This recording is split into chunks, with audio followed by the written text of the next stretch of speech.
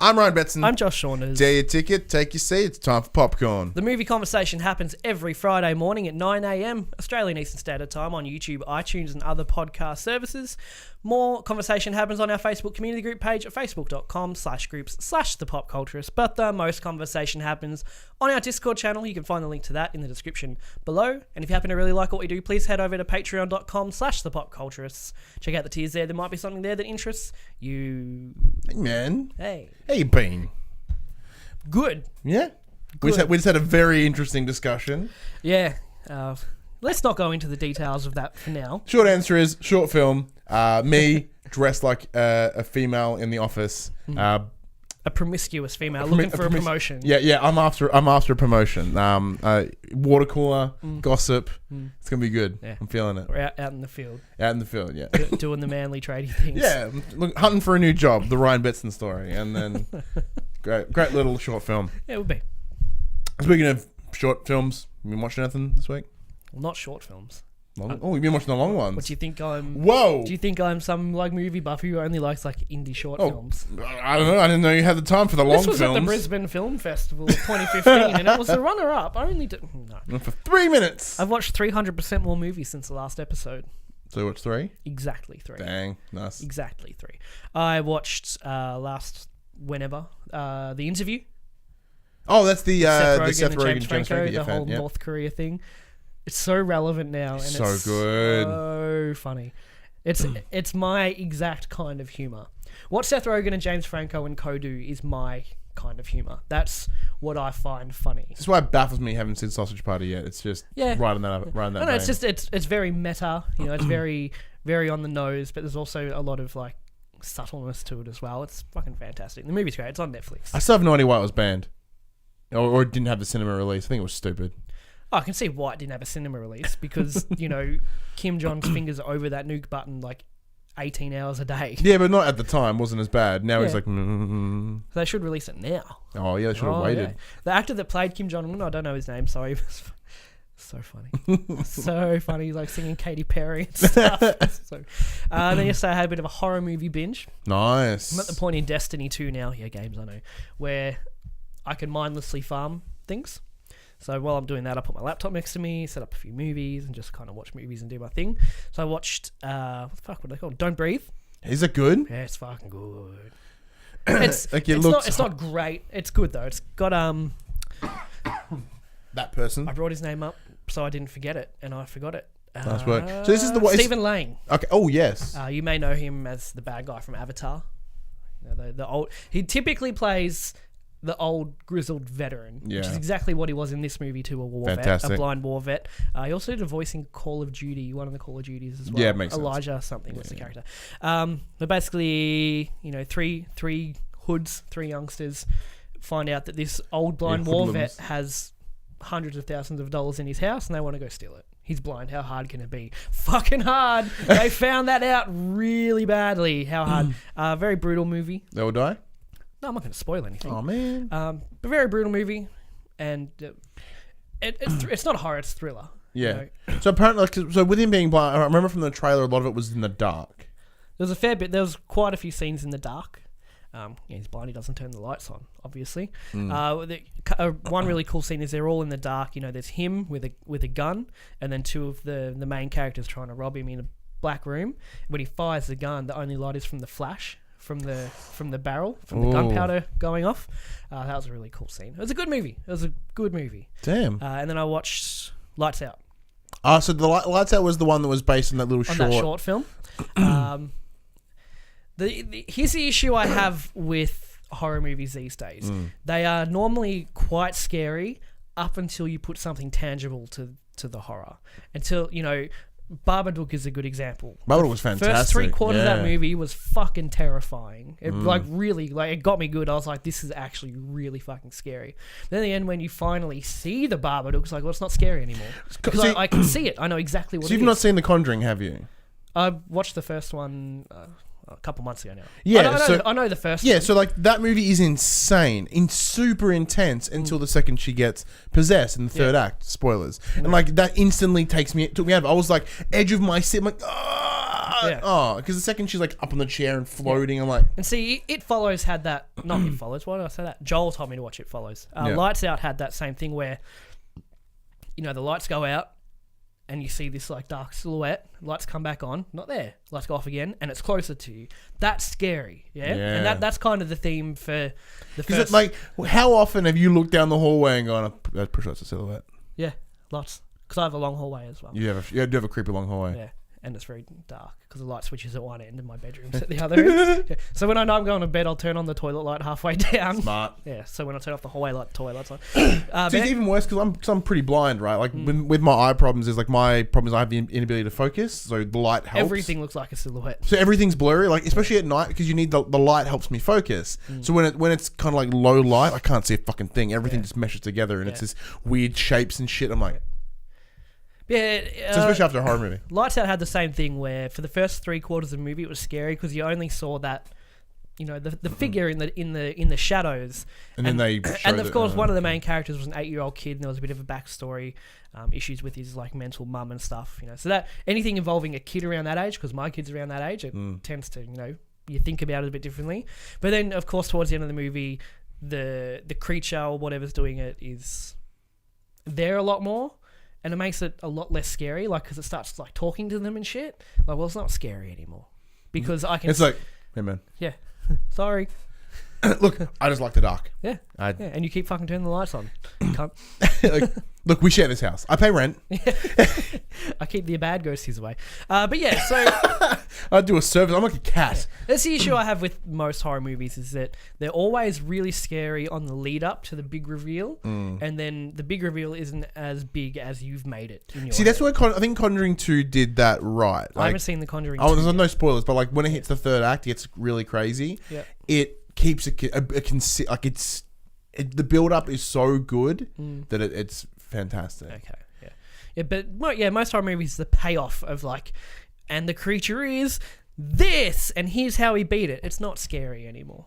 So I don't know. I love just a horror movie where how people like they're walking down a hallway behind their friend. The friend's like what into the other room silently. Just the whole movie goes through and they all die, and you never see what does it. You never see what does it. That to me would be a great movie. So the problem is, it's the same problem like comedy movies have. Like they do the first 2 acts. Everything's funny. Everything's all like there's a conflict. And they're like, well, we have to. How do we wrap a comedy up? And the movies, horror movies, are the same. Like, how do you wrap it up in sort of like a nice little bow at the end? And like you can't let the beastie just run away. No. They need to vanquish the evil once and for all for that happy ending. Like 30 Days of Night's a good example too. The one where it's all the vampires come down. Don't know why. It's still a great movie. Don't know why the vampires come down. But in the lead up to that, you have that thing where groups of people running and you see this black thing go, and their friend's gone. And then their friend like drops from the roof with like his neck fucking ripped out and stuff. And it's like, that's scary. And then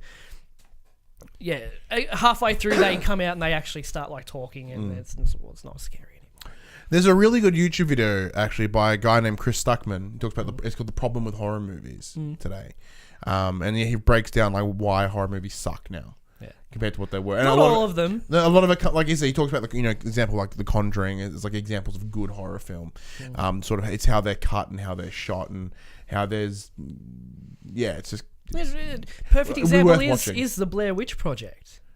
You don't see a fucking thing in that. Yeah, it was a great film. Yeah, not a thing. Old one, not the new one. No, the one that kind of launched the whole found footage thing. You don't see anything. It's all the whole, did you hear that? What's that? And the shaky cam running. And even at the end where, she starts screaming and the camera's falling on the ground and then it cuts. It's like, that's scary. Yeah. Because I don't know what was happening. As soon as you can put tangibility to it, not scary anymore. Anyway. It's like Cloverfield. Cloverfield was really cool. And then it's like, you see the monster, you're like, oh. Oh, it's a giant monster. Okay. That's boring. Yeah, that's pretty shit. And Cloverfield was great. Speaking of 10 Cloverfield Lane was the exact same thing. It's like, this movie is fair. Have you seen it? Yeah. And this movie is awesome. Like, John Goodman is so good. Like, he is... top form, John He Goodman. has to be one of the most underappreciated actors. Consistent.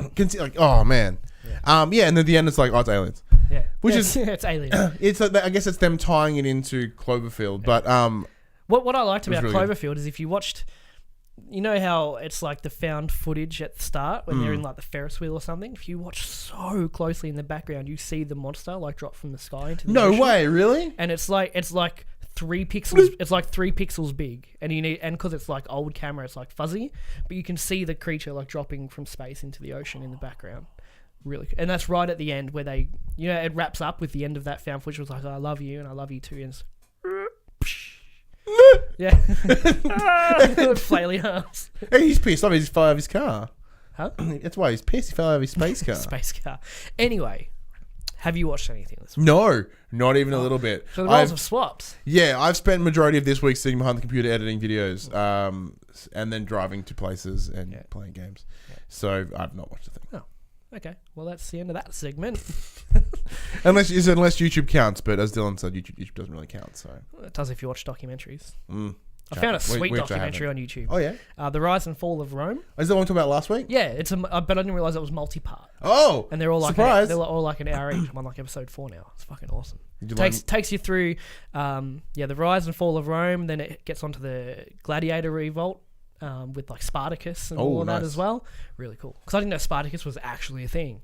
He's a real person, and that stuff actually happened. So it's Crixus, the guy from the TV show, who like they hated each other, but then they were friends when they escaped.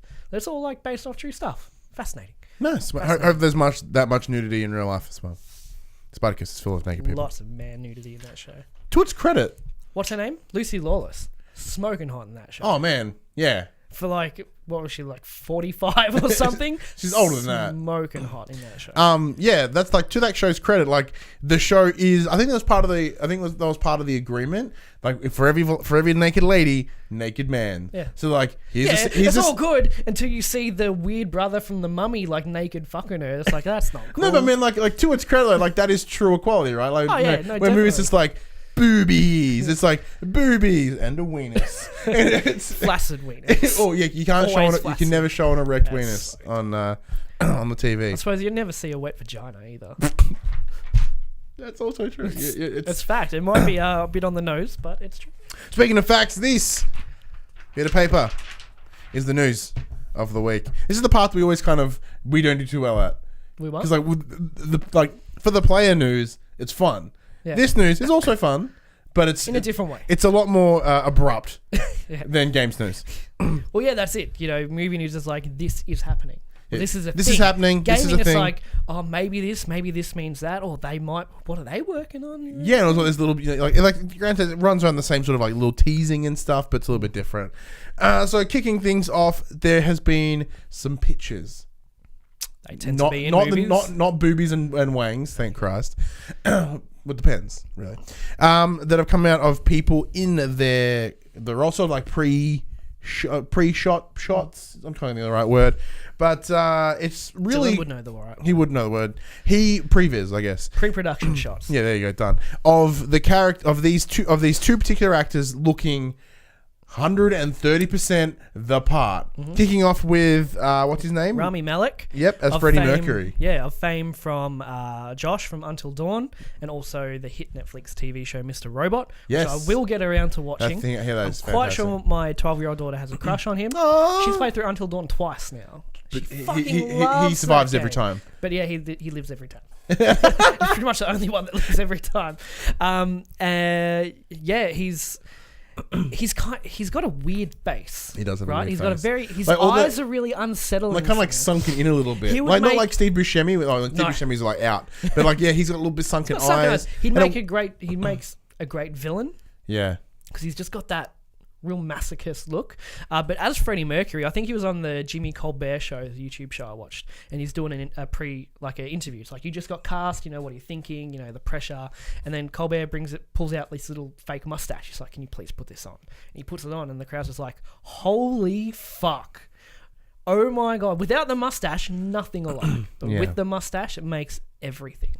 And even in the shot we're talking about, the pose that he's holding, he's doing, it's got like the mic. So apparently it's he is working with Queen, like the actual the band, or the surviving members of the band, and he will be singing for a lot of it too. It's kind of original Freddie Mercury and him kind of like, I don't know how they're doing it, but they're intermingling it. So finding a way to make it sound. Freddie Mercury has such a distinct, powerful voice. Yeah, there's very few people that can hit that same sort of range. Yeah, and I doubt Rami Malek can, but he might surprise us. But they won't. Obviously, if they're singing shit, they're not going to put it to the movies. Yeah, if all else fails, they can just use Adam Lambert, who's their current replacement. Is he really? Yeah, because Queen of Touring. So with Adam Lambert, and they have Adam Lambert. Remember when Adam Lambert was a thing? Like a decade. Yeah. Yeah. And the other one? Another one. This is another one. So both these just get you excited, really. So we have Stranger Things star David Harbour released a shot of him as Hellboy. Josh. Now I thought at the time that Ron Perlman as Hellboy was as close as you could possibly get to actually pinnacle. looking like a giant red guy with a huge fist.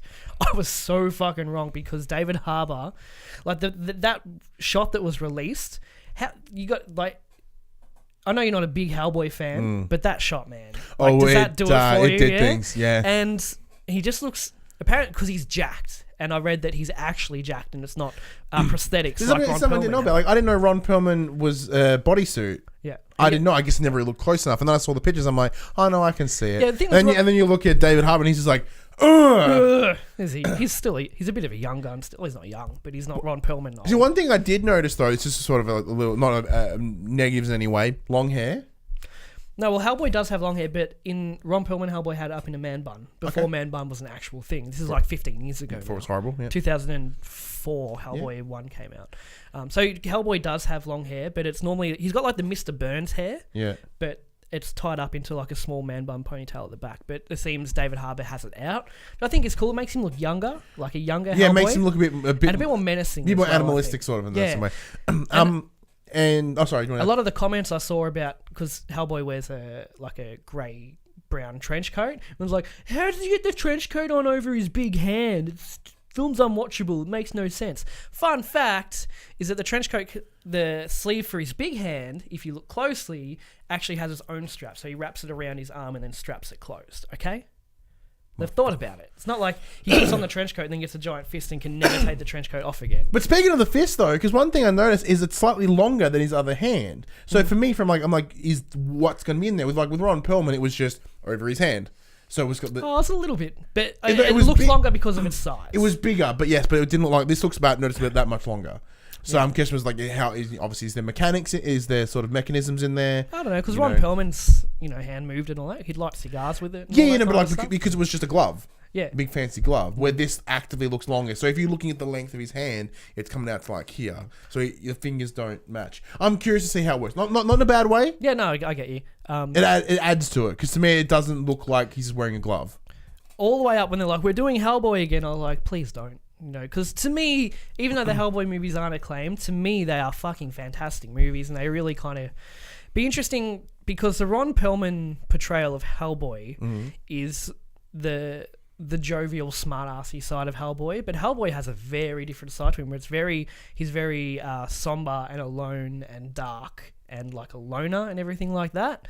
There'll be issues of comics where for a whole trade he doesn't say a fucking word, and it's still incredible because the way Mike Mignola does the comic is, it's portrayed by the actions speak instead of the words. But I'll be interesting to see, judging by the image, David Harbour, his Hellboy, will probably not be the big smart-arsey one that Ron Perlman was. He might be a bit more serious. But, Hellboy does have a certain charm to him as well. It'll be interesting to see what they do. Speaking of serious and comic books, 20th Century Fox is making an Oscars push for Logan. So it's already sent out the DVD screeners to the Academy voters. Let's say, what do we got here? So since its release in March, buzz about Logan's chances to at least be considered in next year's Academy Awards had already started. Many, however, were skeptical of its chances, partly because of its genre, but mainly because of its very early release date, allowing other films to build momentum just as the Oscars draw near. Because that is one thing that does exist is Oscars season. There's a particular type of movie that comes out at a particular time of the year, and that's all for the Oscars push. And it's as well, when it does come time for the actual event to happen and the voting, what's released closer, like what's newer in your mind, But no, it definitely should at least be in contention. Yeah, Guaranteed. I completely agree. It is. See, the thing is, we are probably a little bit biased because it's sort of our genre of choice. But I the can openly performances, be like, the Wolverine movies were fucking shit. yeah, Prior to Logan, the X-Men movies for the most part are fucking shit movies. But this isn't. I think people have described it. It's not a superhero movie. it's not. No. It's not a superhero drama. It's a drama featuring a superhero. Yeah, it's a powerful character piece. Yeah, exactly. It's a character piece. And Hugh Jackman killed it. It's shot incredibly well. It's Have you watched visually the stunning. noir version? Not yet. No. I did come when I bought the Blu-ray. It did come with it. And I'm like, I'm trying to find the right time and place to sort of enjoy it. Bub needs to be asleep. Yeah. Because you need to sit and appreciate it. You can't get distracted. It's like, what does he want now? Or he's fidgety. And Look, if Suicide Squad can win a fucking Oscar, I feel Logan is a lot more value. Something. It needs to get something. And I think... Best Picture, I think it's a given it won't get Best Picture. I do believe that it's probably out of every superhero movie that's ever been made, it is by far the most... Worthy. It fits more of what it fits what the Oscar, whoever the fuck people are looking for a movie to put in their Oscar films. Quote unquote, it's the most Oscar-y film that a superhero movie has ever been. Yeah, somber. It's heartfelt. It's beautiful. Fucking fantastic film. What do we got? I feel like probably Act 3 might let it down. Yeah, a little bit. I feel once they got to the forest and there was that big battle and all of that, I felt that was like, okay, it's a superhero movie now. Yeah, but as it that, finishes off and as it what that fight means and what the actions are towards the end of that, I think change it. Yeah. No spoilers, of course. Let's see. Fast and the Furious star Michelle Rodriguez believes that the franchise must evolve or die when it comes to how it handles its females characters. While speaking to TMZ via Heroic Hollywood, Rodriguez doubled down on her remarks early this year, criticizing the franchise's lack of meaningful female roles. Quote, "My path is about female empowerment, and if I'm feeling a little stagnant in that area in what I'm doing for a living, then I'm gonna have to move on," says Rodriguez. Move on to play the same role in another film.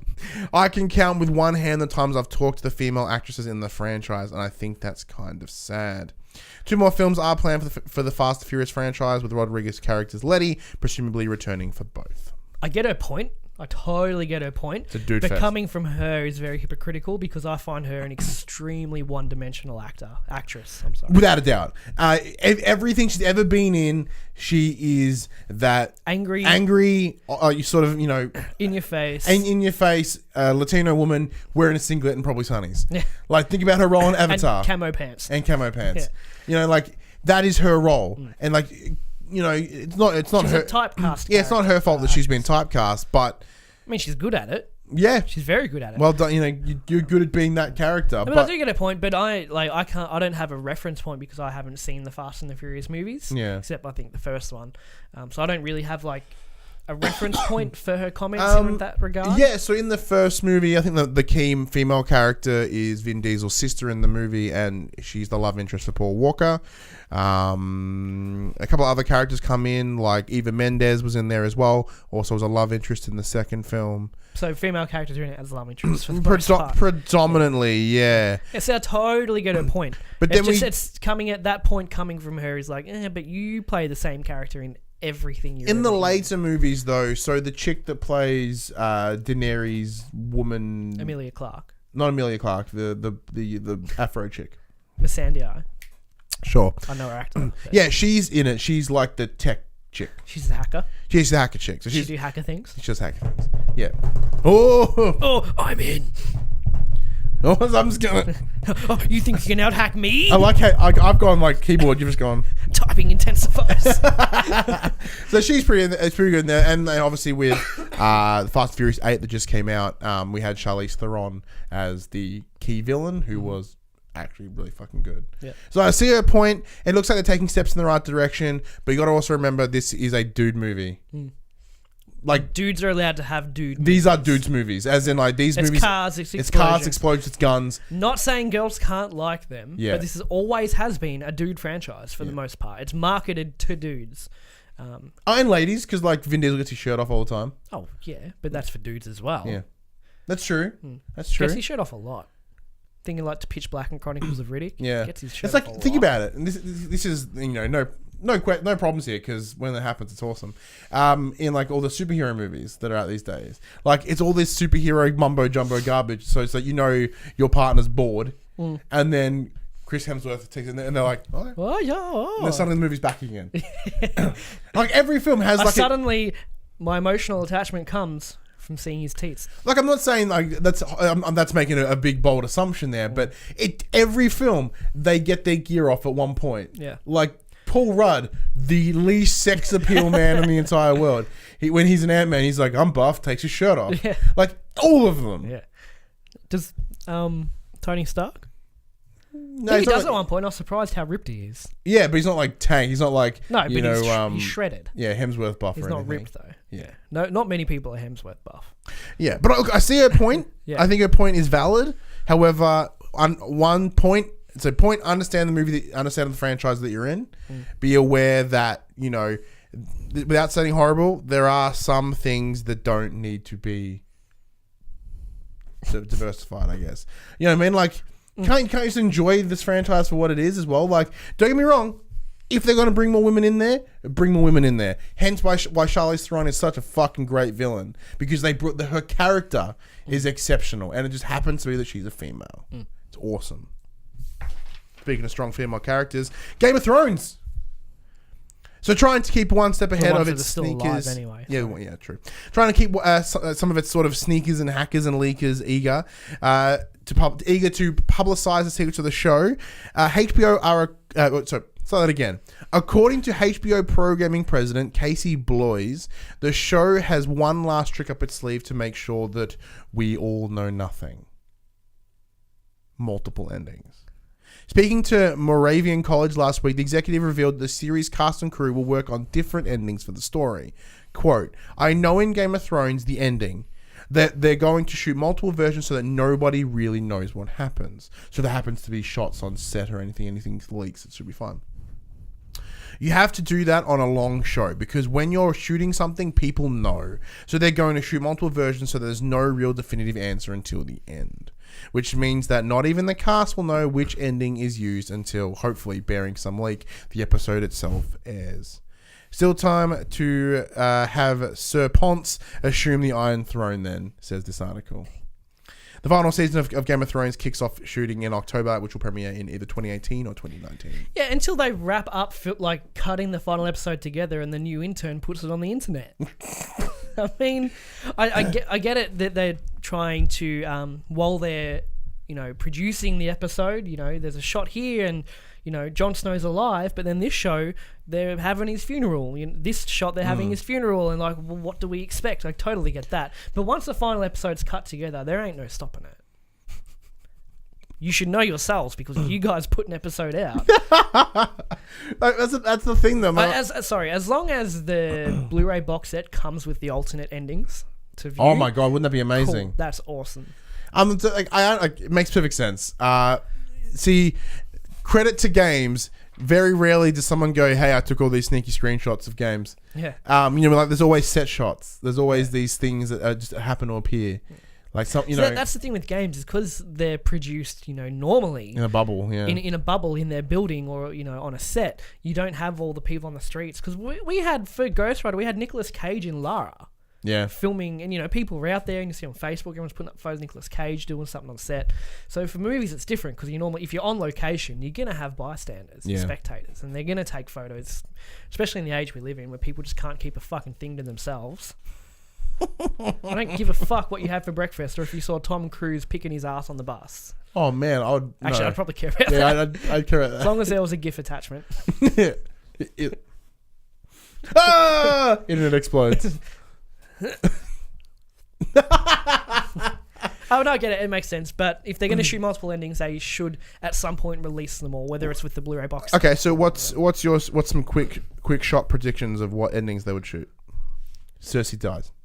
Well, Cersei's not making it to the end. No fucking way. And they might. Cersei riding a dragon. There's an ending right there.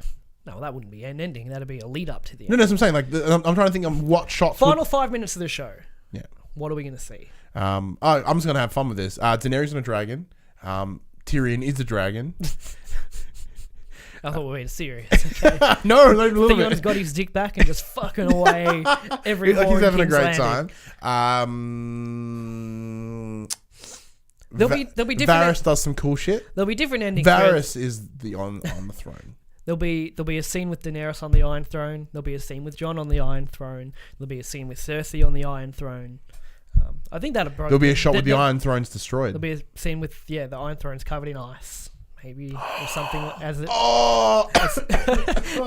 as the camera pans out. Oh damn! Fades to black to silent credits. Wouldn't that be fantastic? Everyone's dead and it's just this. Yeah. It freezes. Yeah. Oh my god! The final battle goes all the way up to like 59 minutes of the hour, and it's like there's a minute left, and they're still fighting, and they're fighting, and they're fighting, and then it just fades out, and then fades back into the Iron Throne covered in ice to silent credits. Damn, why don't they get you on the fucking as the show? Reigns of Castamere plays. I don't know what that is. The Lannister song. Oh, interesting. You'll know it if you hear it. It'd be interesting. Why would they play the Lannister song? Like, just because it sounds cool. It's the only, other than the theme song, it's the only notable song from the show. Didn't you see my video? And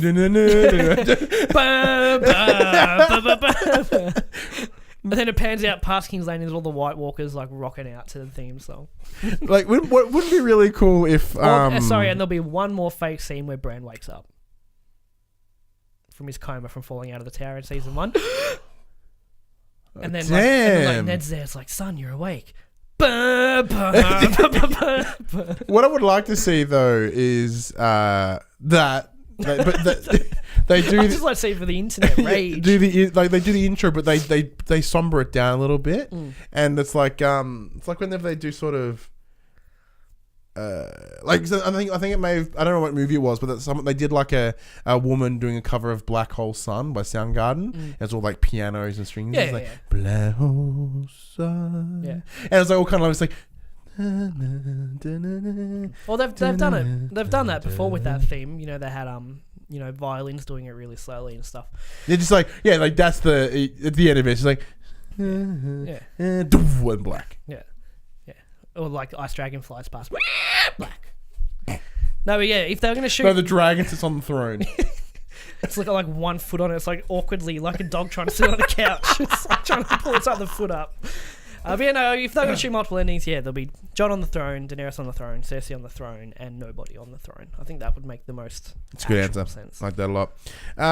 Speaking of things potentially wrapping up, Lionsgate has announced that John Wick Chapter 3 has itself a release date, and it will be coming May 17, 2019. Okay, so we can officially say we're getting a John Wick trilogy. Fuck yes. How does that make you feel? Oh, I'm super happy. I hadn't seen John Wick till earlier this year, and you're like, you got to watch it. I'm like, fuck off, I know I don't. You're like, no, you have. Here it is, the Blu-ray. Pretty sure I still have it. I still have it. Yeah. Let's watch it again. Yeah.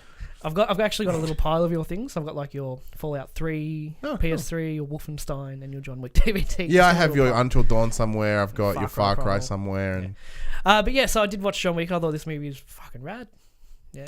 I haven't seen number 2 yet. Yeah, so the second one sort of adds to it in a great way, and it has a very open ending. I'm obviously not going to tell you what it is, but like it ends in such a good place that, as in like, oh, there's more, and the more is going to be great. I feel like, cause we were talking about Michelle Rodriguez being very typecast. I feel like Keanu Reeves is too. He's very. He was since Bill and Ted. He's a very samey kind of actor. But there has been times where he has done sort of slightly different roles, and they've come to realize you're like, no, you're the wooden man. Like, you do wooden roles. Like, that's your skill. Whoa. Whoa. Because he did the Constantine movie, which I thought was a really great film, and like genuinely scary. Like, not like the Constantine TV show where it was, he was very witty and it was funny and it wasn't quite scary. The Constantine movie was fucking scary. So for me, I love that. I love the final scene where where he sacrifices himself and it's like John Abruzzi's there as the devil, and then it's just like when he's same thing. John Abruzzi is always a villain. Yeah. He's a villain in Until Dawn. No, he's not. He's just there. He's there. Yeah. But looking he's either a villain or he's just fucking there for some reason.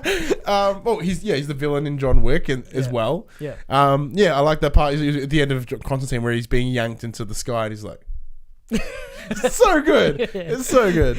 I'm super keen. 2019 seems like a long way away. It sort of is, but it's also not really. It's like a year and a bit. Yeah.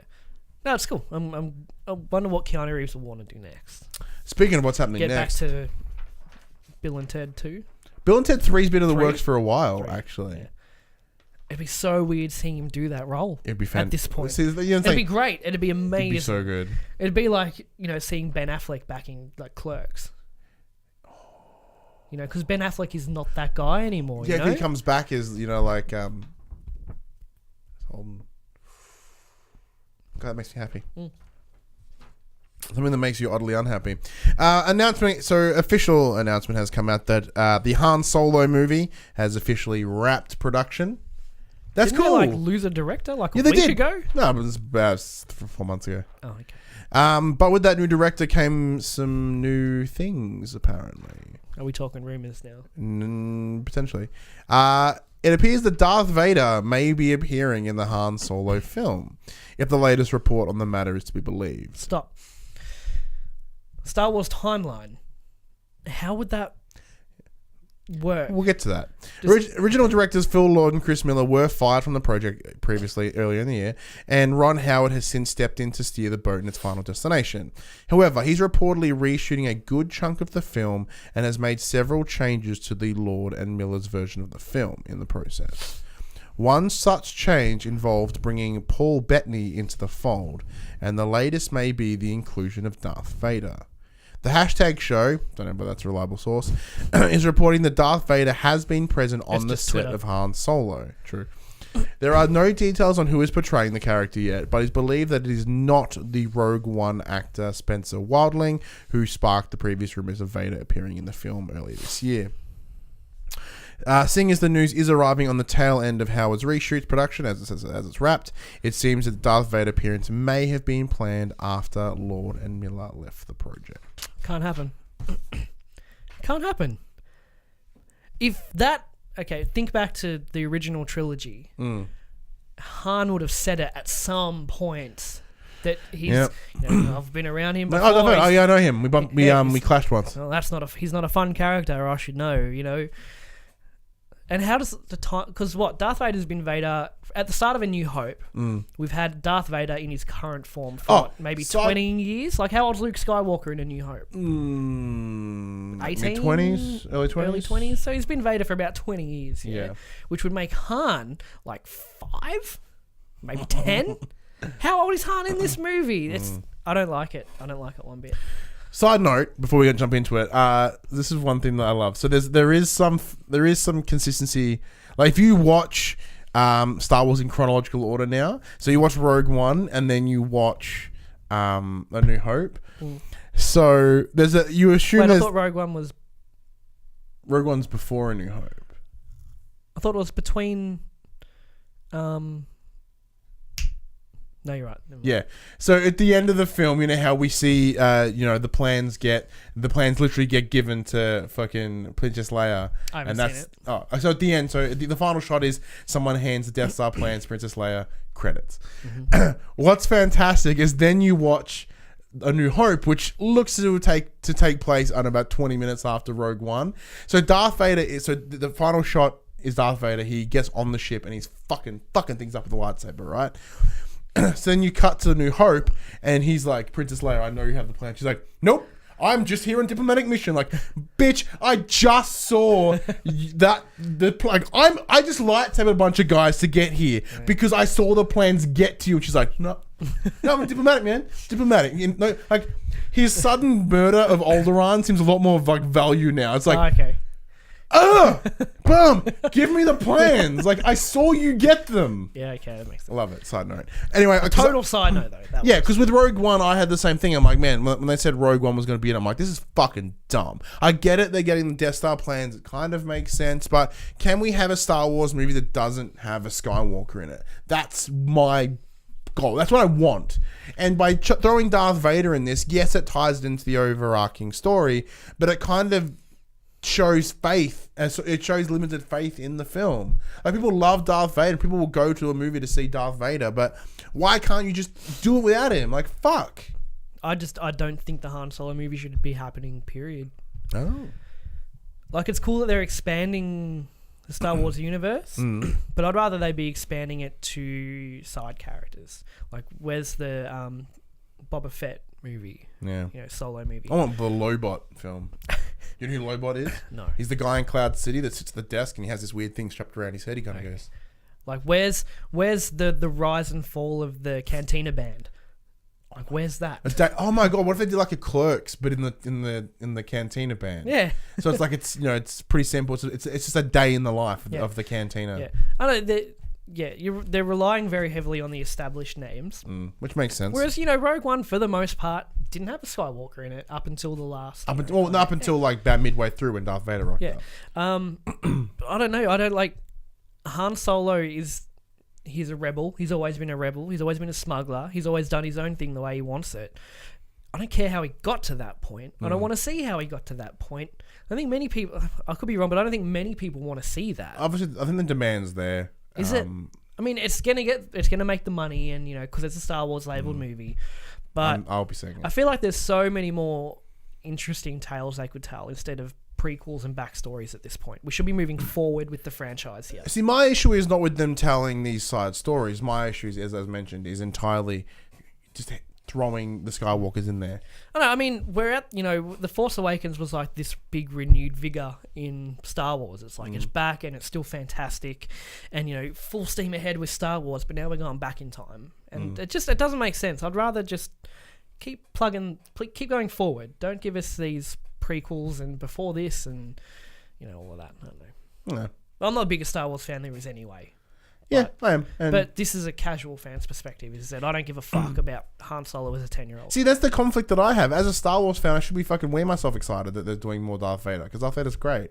But I'm like, no, I want the Darth Vader expanded. The Darth Vader, the Star Wars like extended universe. At this point, it is Darth Vader expanded. Darth Vader universe, like we've. This is sort of my hesitance with where they got, in terms of... So we've had... Like, the Darth Vader story is the first 6 films. It's done. Well, no, because he's in The Force Awakens, too. Well, no, his helmet... Yeah. Still like referencing him from a potential Skywalker. Yeah, I know. And that's, like... I understand that the main story... Like, the episodes, they're Skywalker stories. That's the point. These shouldn't be... I feel like I'm just going around in circles because I'm just like, fuck, it shouldn't be that way. No, even if Vader isn't in the Han Solo movie, it's just a dumb rumor. I still stand by the Han Solo prequel just shouldn't happen. I'm still curious. We don't need that kind of lore, I don't think. I'd rather be pushing forward with new characters because, they killed off Han Solo in Force Awakens. They killed him off. His character's done. Now seems a poor time to go back. I don't know. That's just me. Anyway, that's all the news. We haven't had enough of our thoughts. That's all the news and rants. And there may be one more rant coming. So today, time of recording, Warner Brothers released the trailer for the Tomb Raider movie. And because we want to talk about games, this seemed a great way to talk about video game movies. So first of all, what do you think of the Tomb Raider trailer? Just generic action movie. I mean, it follows the whole, my father's dead, I'm going to follow in his footsteps, and there's that, but letter. That's the Lara Croft like, story. If you're reading this, I'm dead. But then, she seems like a real kind of like city girl, but then all of a sudden she's throwing arrows and doing flips and guns and fucking people up. And it's just, people seem to, in movies, get abilities to do these things where they don't really warrant having them to start with. I mean, she's like flicking bows and, going through tombs with big spikes, and she's, oh yeah, I'm all like actiony and cool. At the start of me, she's like this timid little girl. I get that's the Lara Croft story, but I don't know. I don't know. From a visual perspective, it looks like the 2008 game, which is great. Like they literally, like, she's one of the key things she has is like a fucking pick, right? Use that to climb and scale things. And what the one they dudes in the head. Yeah, and the ones they've got, like, I'm like, yeah, she did. So in the shot, like, they are identical to the one she had. She's wearing the identical costume to the game. So I mean, the costume hasn't changed for like 20 years. No, it has. It's always it the has blue and it hasn't. revealing boob tube that it has been. Well, yeah. So in the past, it was short shorts, the guns, and a blue singlet. Where now it's sort of blue singlet, cargo pants, in a backpack, and a bow and arrow. So like in terms of visually, it looks like the game. So like to their credit, it may be one of the most visually matching movies to its source material.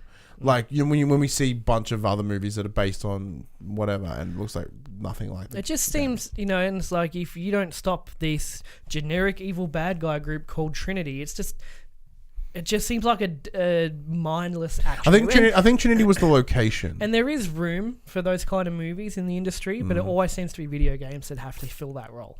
So that's where we move into our next point, which is video game movies. We love video games. Video games are our bread and butter. It's what we love the most.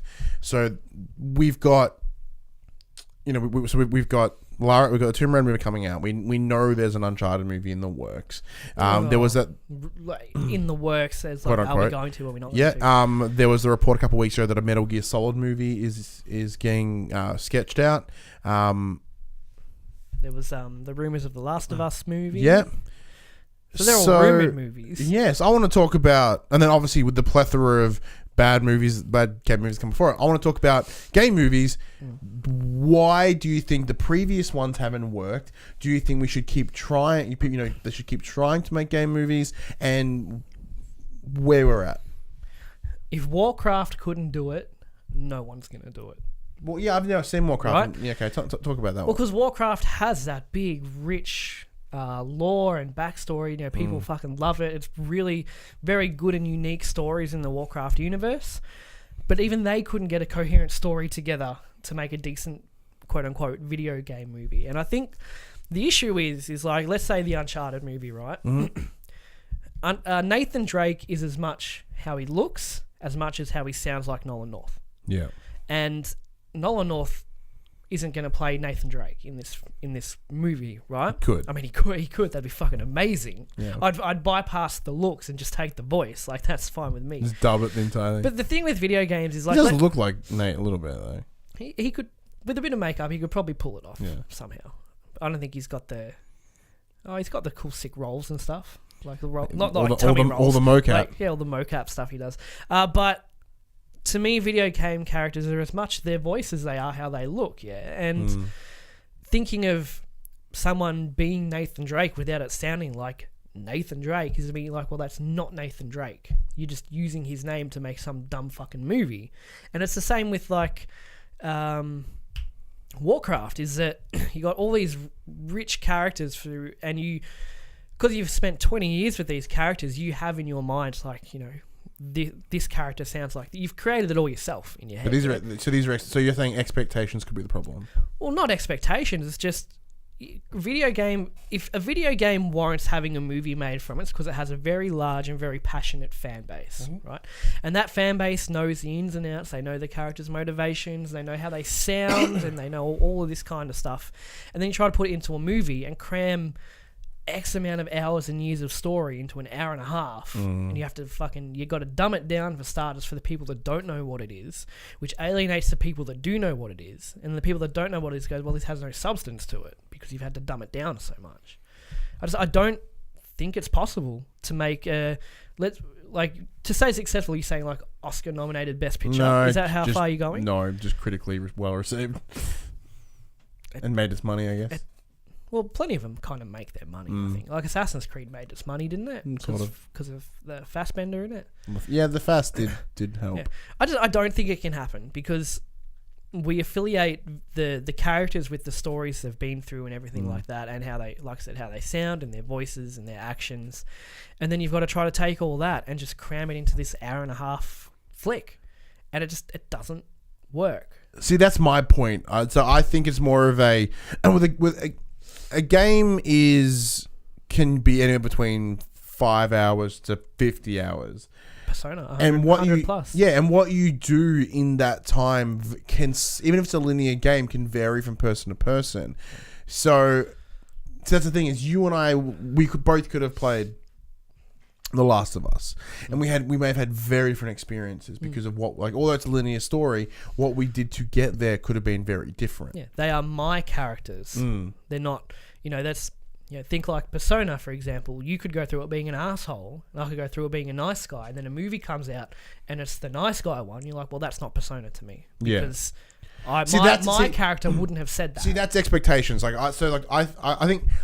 As gamers, even when it comes to gamers, like, it's not, even same as comic book movies, right? Like, it's not like the source material. Well, granted, things should be like the source material, but I think what the difference is a lot of the, especially with the old previous movies, is they've gone exactly as you said. This is a big fan base. This should be printing money. Let's do Resident Evil. What made Resident Evil scary?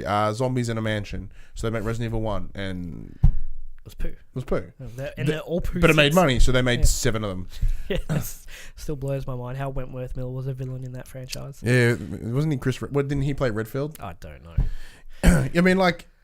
So, like, they're bringing in these names and stuff. But, like, trying to condense all that into a film is, like, you're going to cut out some good stuff. And then how do you explain that...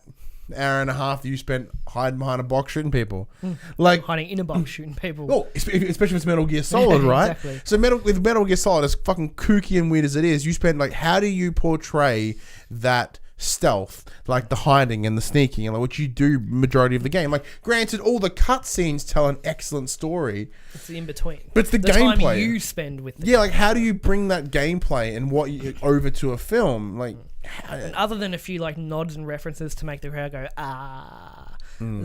there's not much you can do. Like the Doom movie, which for that, like, one scene it goes first person, and that was one of the best one scenes in a movie I've ever seen. It was so cool when it switched to first person, and it was exactly like the video game. I was like, that's fucking sweet. Give me the whole movie like this. But like you said, speaking of, like, have you seen this movie called Hardcore Henry? No. It's shot mostly with GoPros, and it's literally like a video game. So, like, it's shot sort of in the chest, and you can sort of, and like, it's all gun based, and it is a video game movie in the truest sense of the word.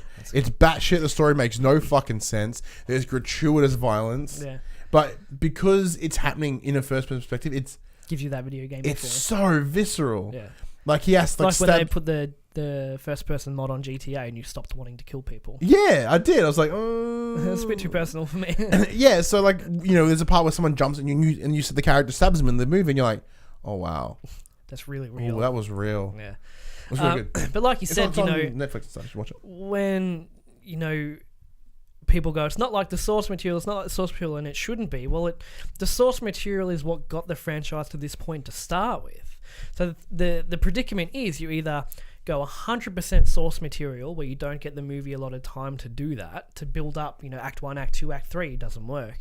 Or you don't use the source material at all and just take references, and then all the people that loved it because of the source material will shit on your movie because it's not the source material. Yeah, but the same problem is Watchmen, right? Watchmen is almost a shot-for-shot remake of the comic. People shat on it.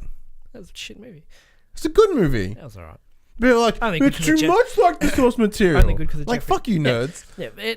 But that's exactly why it'll never be successful. It's because gamers as a whole do have their expectations. If I've spent 100 hours with this character, then I have my own bubble of what this character should be, which is different to the other 5 million people that have played this character. So you're never going to please the majority because everyone's experience is different. And the thing with movies is you have. And especially with, like, a new franchise or a new movies, you have no reference to that character. You just go in fresh and go, that was a cool movie. I'd never seen that before. Whereas going into a video game movie, you do have all that. And you bring it with you. And you can't help but bring it with you because that's why you're going to see the movie to start with. See the problem, like, this is the same problem that sort of DC have right now, is they are relying on you to have a previous knowledge of comics. Yeah. So for those that don't know, like, if my mum was watching Batman vs Superman, she's like, I have no idea what the fuck happened. I'm like, neither do we, really. Yeah, and we read the comics. Yeah, and I mean, like, like, oh, that's a reference to this, that's a reference to this, and that's a reference. She's like, oh. Like, some of the key plot lines in, like, BVS relies on you knowing some characters. Yeah. And it's... See, any video game worth making a movie out of is at least 20 hours long. I think Uncharted over the 4 games. And the games are that long because of the intimate time we spent with that character, and to try to condense all that into 90 to 120 minutes, it's not possible. So let's change that. All you can do, what Netflix is doing with The Witcher is probably best case scenario for The Witcher. A Witcher movie wouldn't work. Because that was my next point. Okay. Should we then focus? Not we, because we don't do anything. Should video games be then made into TV series? Because that way you can get your 20 hours. Absolutely. Because, The Witcher, for the example, is, Geralt over the 3 games is he transformed into a different person throughout each game through the experiences that he had. And that's what makes things so impactful. Is like, think Breaking Bad. Think of Walt in episode 1 and Walt in the season 5 finale. And getting to that point. Imagine getting to that point in 90 minutes. Yeah, it wouldn't mean shit. Yeah. Whereas I fucking cried like a baby at the end of Breaking Bad season 5, man.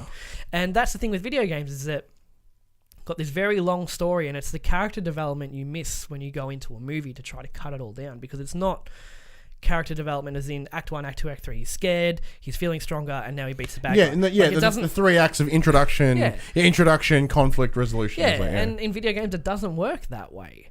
So I think TV series is best case scenario. I still don't think they should.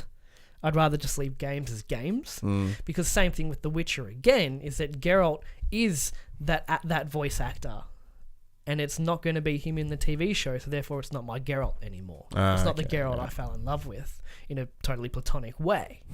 Just had to clarify. Yeah, I think we are definitely safer with video games as a TV series.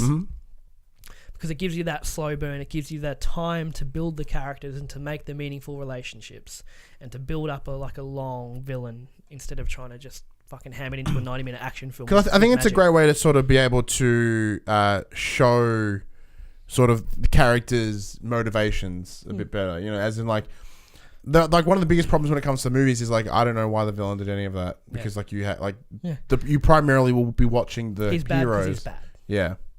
And that's like why Loki is such an exceptional villain, because they've given him like 5 movies to shine. Only good Marvel villain. Correct.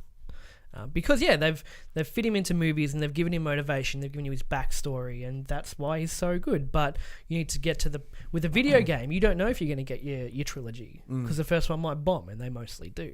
Whereas like, the benefit of TV as well is you can tell one story in a season and then keep going into a season 2. So yeah. Definitely TV series. Easy done. I wouldn't be upset if we never got another video game movie again. Neither. In my lifetime. Don't give a shit. Because I think the big difference, the sort of the point we're making is like video games are very interactive. You help personal. You help create that story. You are such a key role in that. Where movies are very passive. You sit and just go, that's cool. You know what I mean? It doesn't like you don't have that same connection, and I can understand why game movies don't land, at least emotionally anyway. Because there's 2 very different crowds. You got the people that love it, love the franchise and go and see it. You got the people that never heard of it before and go and see it. You got to try to please both, and it's not possible. Yeah, it's impossible. So yeah, with like a straight to DVD or like a TV series, you literally could just make it to the people and it'd be fine. Exactly. Speaking of making it to the people, coming out this week, as my phone won't open, we've got a couple of different things. We've got, because we are in the middle of school holidays. No, hasn't started yet. They're about to start next week. Why the hell are these movies are out now? Anyway, depending on it's New South Wales. Don't worry about it. All right. So this week we have the Lego Ninjago movie, which I saw the trailer for the other day. Yeah, it looks pretty rad, doesn't it? Does look kind of cool. It does look cool. And if you're based, it isn't. So if you're in New South Wales, Victoria, WA, or the ACT, you'll have Captain Underpants as well. We've also got the other big one of the week is Kingsman: The Golden Circle. Is that a sequel? Yes, it is. I know Kingsman is a thing. Kingsman is rad. I haven't seen that. That's another one I'm giving you on the way home. Okay. On the way out, I'm gonna give you Kingsman. Okay. Fuck good, so good, and like the sequel looks just as rad. It looks like they've got more of it, and they've got, like in the same way that any good sequel should. It's like that was a really cool concept. Let's add to it a little bit. Like let's change it, keep it the same, but do a little bit different. Take the good bits and add more to it. Yeah, it's not be like let's redo the entire thing. It's like, okay, these were the parts that sort of people resonated with. Let's take that and we'll shape that and we'll keep those characters in there, keep their character arc going, and it looks fantastic. It looks really cool. Cool. That's when you come in. I do come in here, don't I? No questions this week? No You questions. I forgot totally got to ask again. Okay. Movie I've conversation. been editing and I'm tired. Yeah. The movie conversation happens every Friday morning at 9 a.m. Australian Eastern Standard Time on YouTube, iTunes, and other podcast services. Why are you staring at me while I do this? More conversation I don't know where to happens look. on I don't know our what to do with my Facebook hands. community I'm group page at facebook.com/groups/the PopCulturists. But the most conversation happens on our Discord app channel thing, linked to that in the description below. And if you happen to really like what we do, please do consider heading to patreon.com/the PopCulturists. Check out the tiers there. There might be something there that interests you.